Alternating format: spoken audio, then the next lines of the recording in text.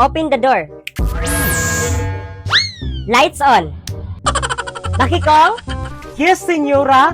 kunin mo nga yung informative chair ko. Sige, senyora. Kunin mo na din yung malaking bag. Ito na po, senyora.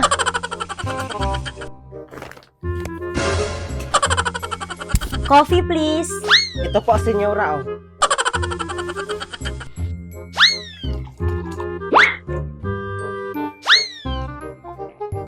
Mami, papasok na po ako sa school. Ang baon ko po. Papasok ka na? Oh, ito ang baon mo. Ubusin mo yung lahat, ha? Ha? Ang dami naman ito, Mami. Hindi ka ito maubos. Huwag ka na magreklamo dyan, Maricar. Mayaman na tayo. Hindi tayo pwedeng magtipid. Huwag ka na magreklamo dyan, Maricar. Dahil umaapaw ang pera ng mami mo. Oh, sige na. Ihatid mo si Maricar Bakikong. Mag-helicopter kayo pagpuntang school. Sana all mayaman.